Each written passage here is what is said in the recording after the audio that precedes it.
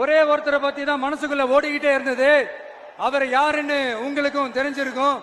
சினிமானாலும் சரி, அரசியல்னாலும் சரி, நமக்கு ரொம்ப ரொம்ப பிடிச்சது புரட்சி தலைவர் எம்ஜிஆர் அவர்கள் தான். அவரோட பழகிறதுக்கு எனக்கு வாய்ப்பு கிடைக்கல.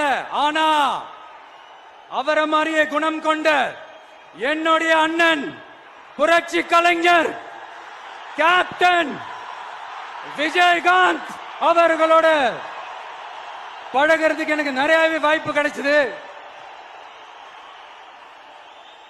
அவரும் இந்த மதுரை மண்ணை சேர்ந்தவர் தானே, அவரை மறக்க முடியுமா? தமிழ்நாட்டு மக்கள் உணர்வுபூர்வமா உண்மையா நம்ம பக்கத்திலே நிக்கிறவங்க, அதுக்கு ஒரு மிகப்பெரிய அடையாளம் தான் இந்த மதுரை மண்.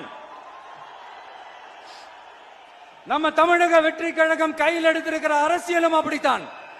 உண்மையான அரசியல், உணர்வு பூர்வமான அரசியல், நல்ல அரசியல், நல்லவங்களுக்கான அரசியல், நாட்டு மக்களுக்கான அரசியல், நல்லது மட்டுமே செய்கிற அரசியல்.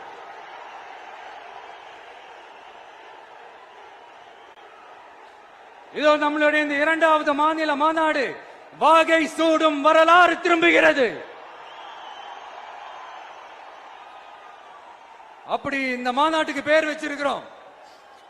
1967லயும் 1977லயும் நம்ம தமிழக அரசியல் ஒரு மிகப்பெரிய ஆட்சி அதிகார மாற்றங்கள் ஒண்ணு நடந்துச்சு இல்லையா? அதே மாதிரிதான் அடுத்த வருஷம் 2026ல அப்படி ஒரு வரலாறு திரும்ப போகுதுன்னு உறுதியா சொல்றதுக்கான மாநாடு தான் நம்மளோட இந்த 2வது மாநில மாநாடு.